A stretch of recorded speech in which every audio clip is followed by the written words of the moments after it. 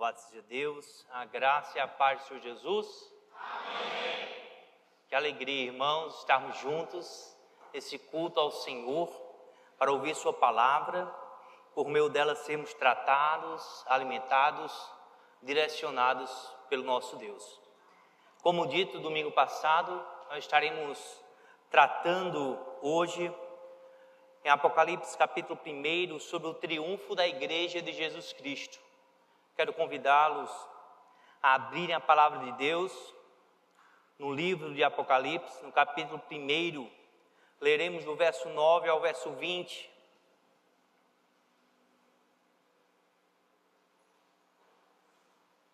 Falaremos sobre o triunfo da igreja de Jesus Cristo. Jesus Cristo, ele triunfou e a sua igreja também triunfará. Capítulo 1, a partir do verso 9. Diz assim a palavra do Senhor.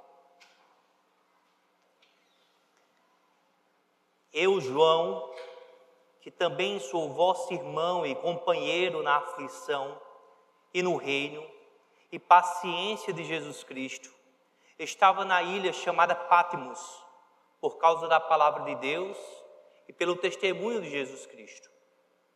Eu fui arrebatado no Espírito no dia do Senhor, e ouvi detrás de mim uma grande voz como de trombeta, que dizia: Eu sou o Alfa e o Ômega, o primeiro e o derradeiro.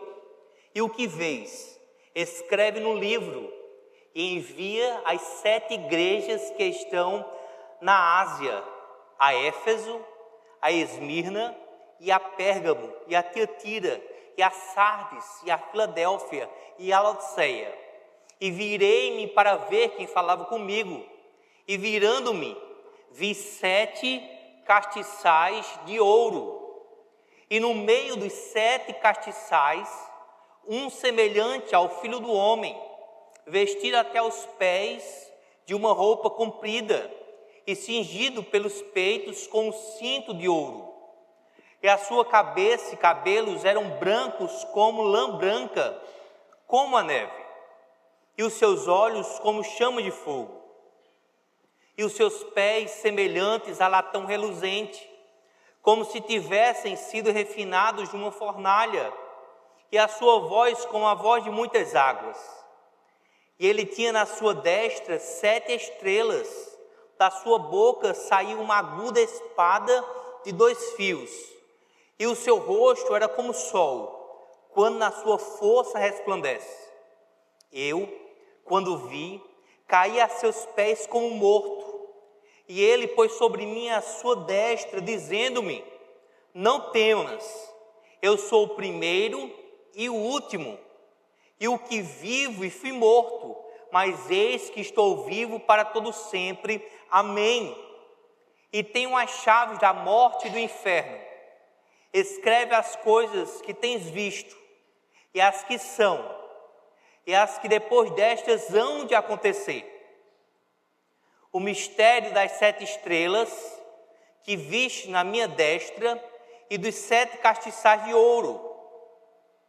As 7 estrelas são os anjos das 7 igrejas, e os 7 castiçais que viste são as 7 igrejas. Amém? Vamos orar mais uma vez. Senhor, pedimos a tua graça e misericórdia mais uma vez. Que o Senhor fale conosco, ilumina-nos, ó Deus. Trata o nosso coração, nos ensina a ser igreja e nos faz corajosos para avançarmos, para expandirmos com o teu reino. Pedimos a tua bênção, a tua misericórdia para a glória do teu nome, para o avanço do teu reino. Oramos em nome de Jesus. Amém. Irmãos, percebemos os sinais dos últimos dias. São guerras, rumores de guerras, cristãos sendo perseguidos, levados aos governantes, um grande crescimento de falsos mestres. O cenário é conhecido, já fomos avisados. Tudo isso aconteceria. Hoje, nossos irmãos, por declararem a sua fé em Jesus Cristo, estão sendo condenados à prisão, muitas vezes à morte. O Ministério Portas Abertas relata uma lista de cerca de 50 países e seus níveis de perseguição. Dentre estes, os 10 primeiros são Coreia do Norte, Somália, Iêmen, Líbano, Sudão, Eritreia, Nigéria, Paquistão, Irã, Afeganistão, países de extrema perseguição. Em várias partes da Europa, as igrejas estão sendo desativadas. Seus prédios utilizados como museus, livrarias, cafés, boates e outros espaços comerciais e culturais. O amor de muitos tem esfriado na Inglaterra, na França. A Alemanha, o berço do protestantismo, hoje é tomado pelo liberalismo. Para muitos, a Bíblia não é palavra de Deus e cada vez mais se afastam do Senhor Jesus. Nosso país tem visto o crescimento de crentes nominais, pessoas preocupadas em receber bênção, sem compromisso com a lei de Deus, sem demonstrar uma verdadeira conversão. Nosso país, nosso governo, criando leis que vedam o direito de evangelizar em transportes públicos, já sendo proibido no Rio de Janeiro e São Paulo. Criam leis para amordaçar os cristãos de qualquer expressão contra o homossexualismo e tantas outras ideologias. Vivemos dias maus. A história do povo de Deus é marcada por lutas, guerras, mas sempre assinalada com a esperança que existe um Senhor soberano que controla o incontrolável. E assim foi no tempo do apóstolo João, que escreveu o livro de Apocalipse. Tempo de grande perseguição. Durante toda a história do povo de Deus, nossos pais sofreram perseguições, reinos e nações. No período de Jesus, os judeus eram os agentes da perseguição religiosa. Em seguida, o governo na pessoa de Nero, que em 68 denunciou os cristãos de pôr fogo em Roma. No governo de Domiciano, em 95, é colocado o imposto de manutenção do templo de Júpiter, sendo um dos motivos que levaram o apóstolo João ao seu exílio na ilha da Ásia Menor, chamada Patmos. Estava localizada como uma colônia penal de Roma. Era utilizado para aprisionar pessoas consideradas perigosas à sociedade. Aquela ilha, ela tinha diversos perigos. Cobras venenosas, quem ia para lá não voltaria. João, o nosso irmão, estava lá por causa da palavra de Deus e do testemunho de Jesus.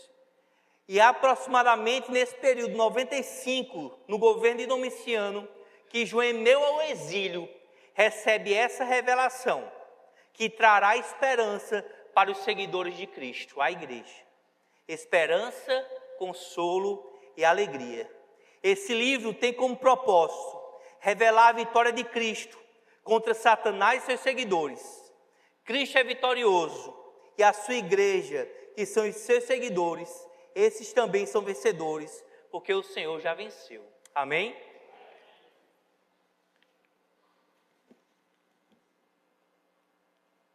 Eu quero orientá-los que este livro que vamos tratar é um livro de uma linguagem específica, linguagem apocalíptica ou simbólica. Não podemos interpretar literalmente. João está tendo uma revelação de coisas que ele nunca viu antes. Portanto, ele compara, ele fala, é como, é semelhante, é parecido com. Algumas questões, alguns números também são simbólicos, precisamos entender o seu significado.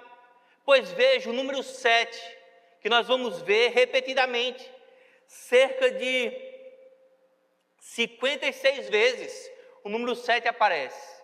7 é o número mais citado, representa algo completo. 7 representa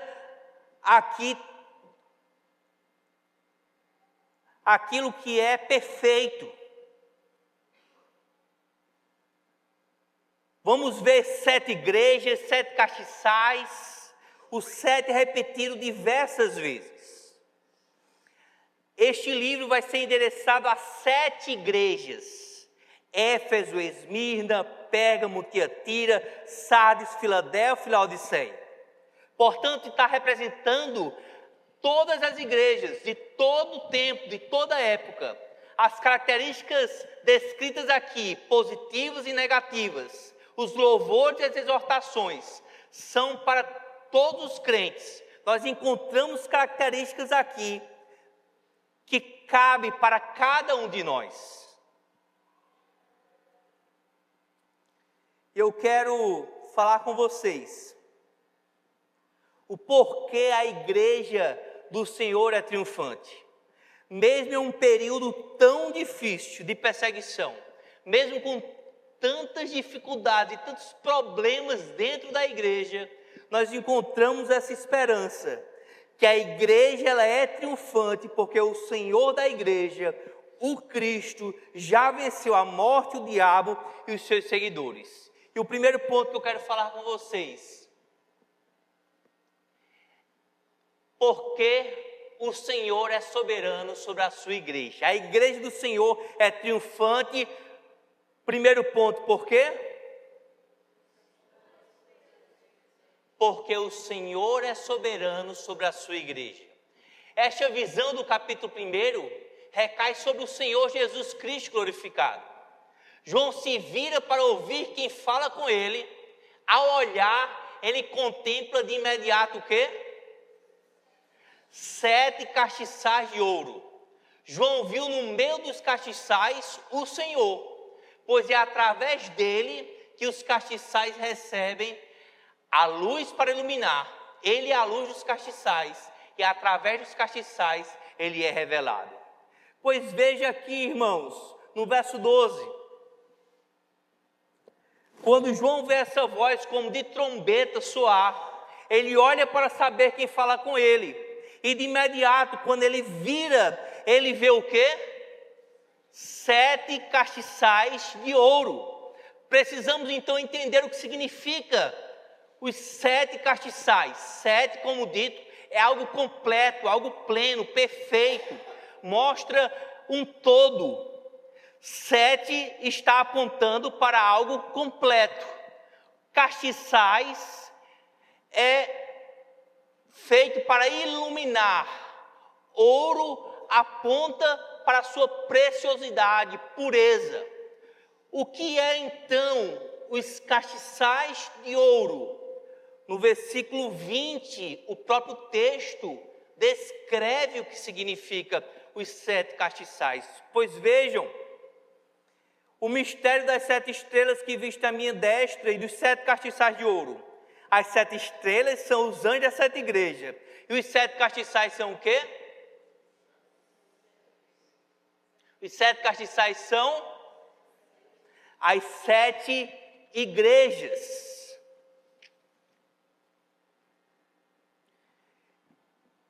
Então veja, quando João escuta essa voz como de trombeta, e ele olha para trás, ele vê o que de imediato? As 7 igrejas, representadas ali pelos 7 castiçais. 7 igrejas é toda a igreja de todo o tempo, de toda a época, de todos os momentos. Pois veja então o próximo ponto. Jesus é revelado na sua igreja. Ao olhar, ele contempla de imediato o quê? A igreja. João viu no meio dela o Senhor, pois é através dele que a igreja recebe a luz para iluminar. Ele é a luz da igreja e através da igreja ele é. Amém, meus irmãos. Essa visão demonstra a essência da igreja. A missão da igreja é revelar Cristo, seus atributos. Ela recebeu do Senhor a luz para iluminar. Ela não tem luz própria, é um candelabro, é um castiçal, é um instrumento feito com o objetivo de iluminar. Ela precisa receber luz para assim cumprir seu propósito. Assim como o castiçal tem sua função de trazer luz, de clarear, percebemos que era utilizado um castiçal de ouro puro, com 7 lâmpadas, para iluminar dentro do tabernáculo. Êxodo 25, 36 e 37. No templo de Salomão tinham 10 castiçais, 5 à direita e 5 à esquerda. Percebemos a função do castiçal, o candelabro, é iluminar o santuário de Deus, é apontar, é revelar, é conduzir. A igreja continua com essa função, apresentar Deus aos povos, iluminando o caminho para chegar até esse Deus, levando luz em meio às trevas, apresentando o reino de Deus. Êxodo capítulo 27, versículo 20 diz: ordenarás aos filhos de Israel que te tragam azeite puro de oliveira, batido para o candelabro, para que haja lâmpada acesa continuamente. A luz do castiçal não podia apagar. A luz do candeeiro não podia apagar. Os sacerdotes eram responsáveis por manter a luz acesa, o fogo aceso, continuamente. Lembramos assim da palavra do Senhor que diz em Mateus capítulo 5, versículo 14 e 15, ninguém acende uma lamparina e a coloca debaixo de uma vasilha, pelo contrário, ela é colocada no lugar adequado e desse modo brilha para todos. Assim também, brilhe a luz de vocês diante dos homens, para que vejam as boas obras de vocês e louve ao Pai de vocês que está nos céus. Essa é a função da igreja: ser luz, revelar, brilhar, apontar, testemunhar, conduzir. Tem uma frase de um teólogo chamado, pode passar? Dietrich Bonhoeffer, que ele diz assim: refugiar-se no invisível é uma negação do chamado. Uma comunidade de Jesus que procura esconder-se deixou de segui-lo. Uma igreja que não revela Cristo, que se esconde, que não aponta sua luz para os perdidos, ela deixa de cumprir o seu propósito. O compromisso da missão está tão próximo à essência de ser igreja, que quando a igreja não se compromete com a missão de testificar, de anunciar, de revelar a Cristo, ela deixa de ser igreja, transforma-se em um clube religioso, um mero grupo de amigos ou agência de bem-estar social. Irmãos, a pergunta que devemos fazer é: estamos revelando Cristo? Quando olham para nós,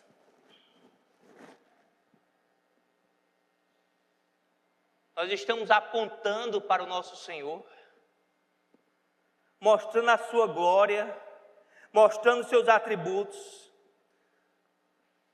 A nossa vida, o nosso testemunho, nós estamos anunciando, pregando, vivendo. Estamos tendo atitudes que demonstram que somos seguidores de Cristo. E estamos vivendo para apontar para esse Senhor.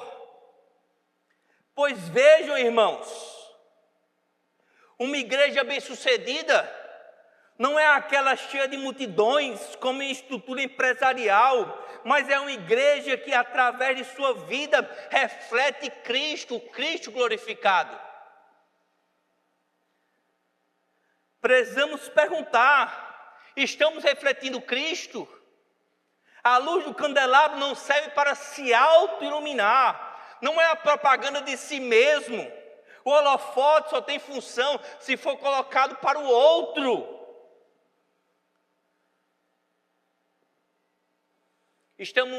É um tempo em que muitos fazem muitas coisas, porém não cumprem a missão de revelar Cristo, de ser luz. São cultos centrados nos homens, mensagens de autoajuda, palavras que massageiam o ego, colocam o homem no centro. Tudo é feito pensando como agradar as pessoas. Não, irmãos. A igreja tem um Senhor, tem um cabeça, tem um pastor, tem aquele que é único de receber glória, honra, é o Senhor Jesus. Tudo é de Jesus, Ele é o centro de tudo, tudo foi feito por Ele, para Ele, Ele tem a primazia. Quando vivemos, servimos, quando amamos, cuidamos, auxiliando, falando a palavra, testemunhando, pregando, aí sim estamos cumprindo a missão, revelando Cristo, vivendo a essência de ser igreja.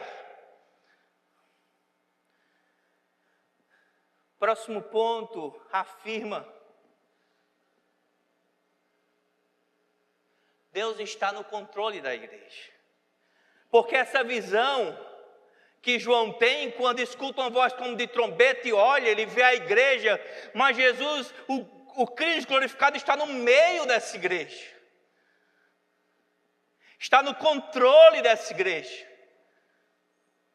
No capítulo 2, logo no início, no primeiro verso, diz que Ele é o que anda no meio da igreja.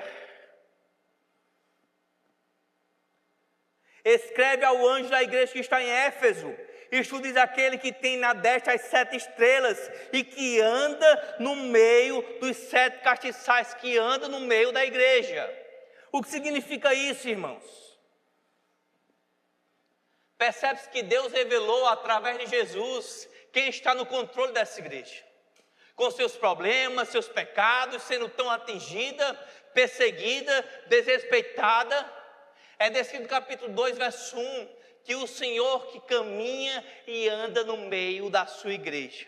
Mesmo a igreja passando por todas essas dificuldades, mesmo sendo uma igreja tão perseguida, mesmo sendo uma igreja com tantas questões a serem trabalhadas, nós sabemos que é uma igreja que tem um Senhor, um cabeça, e que está no meio da igreja, contemplando, sondando, controlando. A resposta que precisamos ter, irmãos, é essa. Mesmo passando por situações de abandono, de luta, mesmo sabendo que somos injustiçados, o Senhor Jesus não abandona a igreja. Ele vê de perto, Ele vê as lutas, Ele anda no meio da igreja, demonstra domínio absoluto, controle. Nada está oculto. Ele sabe. Quando lemos as cartas às 7 igrejas, nós percebemos: o Senhor sabe quem anda com vestes limpas, quem está naufragando na fé, Ele sabe quem está na UTI espiritual, Ele sabe quem está sendo fiel, Ele sabe quem trabalha, quem não trabalha, Ele sabe tudo, irmãos, de todos. Ele está bem perto. Ele está vendo de perto, Ele sonda, Ele está no controle, nada acontece sem a permissão dEle. Ele é o Senhor da igreja, Ele é o Senhor soberano da igreja. Ele contempla nossas lutas, contempla nossas falhas, contempla nossos erros. Mas mesmo assim, Ele continua sendo paciente e misericordioso, nos tratando, nos ajudando. Portanto, lembre, Sirva ao Senhor de coração. Não espere aplausos dos homens.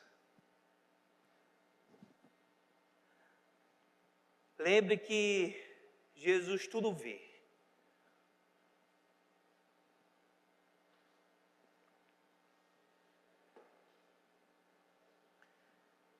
Segundo ponto, a igreja do Senhor é triunfante, porque o Senhor é soberano sobre os líderes, amém? Nós olhamos primeiro os 7 castiçais, e agora eu quero que você veja comigo o que significa aqui as 7 estrelas. Veja o verso 16, ele tinha na sua destra o quê? 7 estrelas. Destra, mão direita, representa domínio, força, controle. Aqui a imagem é que o Senhor Jesus tem em sua mão direita 7 estrelas. E o que significa as 7 estrelas? O verso 20 vai revelar.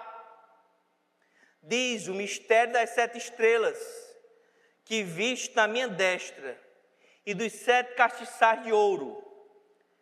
As 7 estrelas são o quê? Os anjos das 7 igrejas.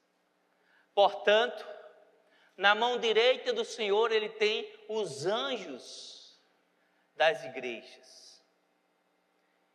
E o que seriam esses anjos? Veja, irmãos, que as 7 cartas que Jesus manda João escrever, elas são endereçadas às 7 igrejas que existiam naquela época na Ásia, a Éfeso, Esmirna, Pérgamo. E aquela carta, ela inicia dizendo ao anjo da igreja, ao anjo da igreja de Éfeso, ao anjo da igreja de Esmirna, como que cada igreja tivesse um anjo. Agora vejam, irmãos, será que um anjo espiritual poderia levar uma carta a uma igreja? E o anjo aqui recebe responsabilidades e condenação pelos erros da igreja, porque o Senhor fala: tenho contra você, você tem feito isso. Por isso entendemos que o anjo também deve ser entendido de forma simbólica. Anjos são mensageiros de Deus, assim como pastores são mensageiros de Deus, representantes, aqueles que estão apontando o caminho como estrelas, que apontam, que direcionam.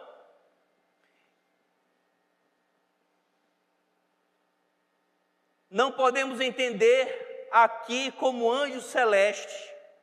O anjo não poderia receber responsabilidade pela situação da igreja.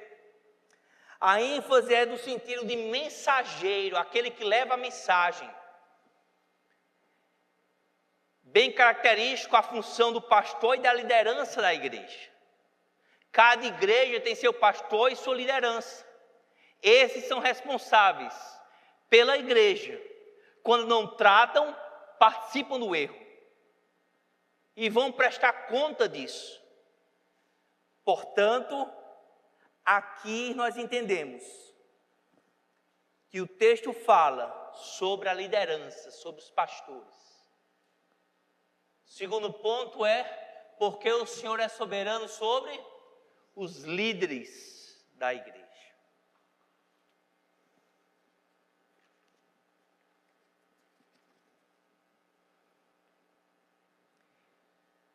Existem 2 textos que eu gostaria de ler. Hebreus 13, 17 diz: obedecei vossos pastores, sujeitai-vos a eles, porque velam por vossas almas, como aqueles que hão de dar conta delas, para que o façam com alegria, não gemendo, porque isso não vos será útil. O pastor é colocado como aquele que vai prestar conta do rebanho de Cristo. Quando ele negligencia o ministério, quando ele não trata o que deve ser tratado, ele participa daquele erro e ele vai prestar conta daquela situação. Em Jeremias 3,15 diz: dar-vos-ei pastores segundo o meu coração, os quais apacentarão com ciência e com entendimento. Essa é a nossa esperança. É o Senhor que dá pastores para a sua igreja. A igreja do Senhor é triunfante porque o Senhor é soberano sobre a sua igreja. E a igreja do Senhor é triunfante porque o Senhor é soberano sobre os líderes. Mão direita, irmãos, representa domínio. É Ele que envia, é Ele que tira, é Ele que coloca, é Ele que sustenta, é Ele que fortalece. O ministério é vivido pela fé.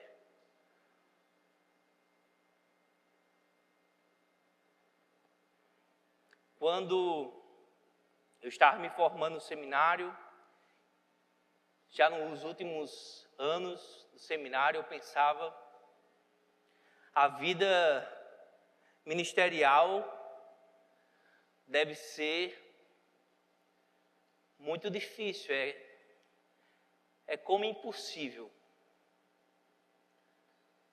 Depois que eu comecei a viver o ministério, eu tive certeza, irmãos, a vida ministerial é impossível. É vivida pela fé em milagres. É você dependendo de Deus em tudo. Coisas que você não sabe, você não tem condições, e Deus misteriosamente, milagrosamente vai fortalecendo a igreja, tratando, falando, resolvendo, conduzindo. Nós estamos nas mãos do Senhor, sustentados por sua graça somente. Eu tive um sonho certa vez, que eu estava em uma grande casa, com um pastor amigo meu e outros pastores conhecidos. E como se tivesse muitas ovelhas naquela casa. E de repente, chega-se lobos vorazes, ferozes. E quando aqueles lobos chegam, eu olho para um pastor amigo meu e nós não pensamos duas vezes, nos colocamos a pronto para defender o rebanho. E ao tempo que eu olhava para cima da casa, no primeiro andar, tinham outros pastores conhecidos que estavam apenas andando de um lado para o outro, como que desesperados, com medo da própria vida.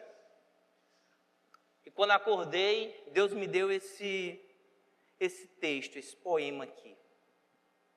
Gostaria de ler com vocês. O pastor e o mercenário. O mercenário vê de longe, o pastor de perto. O mercenário vê as ovelhas em perigo e tem por sua própria vida. O pastor vê as ovelhas em perigo e esquece que tem vida. O mercenário cria estratégias para se defender. O pastor cria estratégias para defender o rebanho. O mercenário foge e o pastor, se necessário, morre, mas não deixa as ovelhas.